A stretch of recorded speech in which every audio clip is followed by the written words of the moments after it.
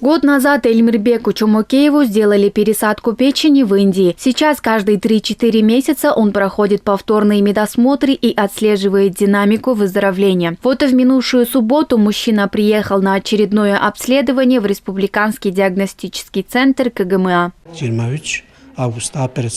В 2023 году в августе мне пересадили печень. Сейчас я чувствую себя хорошо. Этот осмотр проводит врач, который прооперировал меня год назад в Индии. Я сдал все анализы и прошел все соответствующие процедуры. Сказали, что все хорошо, я рад этому.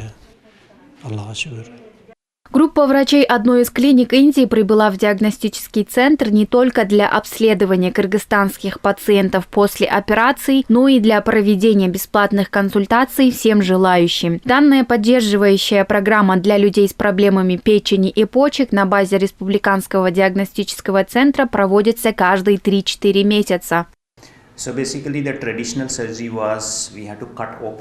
Мы работаем с Кыргызстаном с 2016 года. Мы провели более 250 операций по трансплантации печени, около 30 трансплантаций костного мозга. Также мы лечили пациентов с опухолями головного мозга и больных онкологией.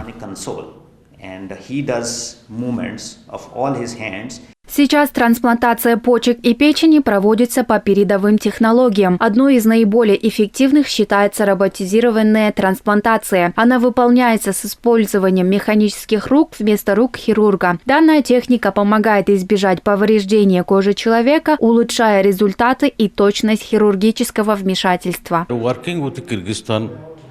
Я провел операции более 30 пациентам из Кыргызстана. В основном это трансплантация почек. У нас данный вид хирургического вмешательства проводится путем роботизированной техники. Мы вводим в кожу прооперированного механическую руку и с помощью нее реализуем процесс. Этот нетрадиционный метод считается самым эффективным на данный момент.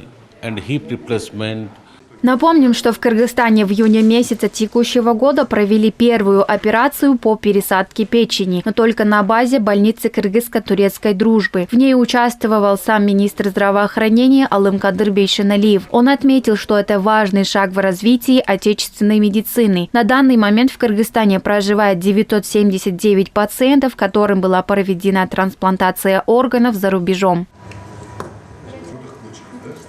Аймерим Назарова, Мирлан Джаныбеков, ЛТР Бишкек.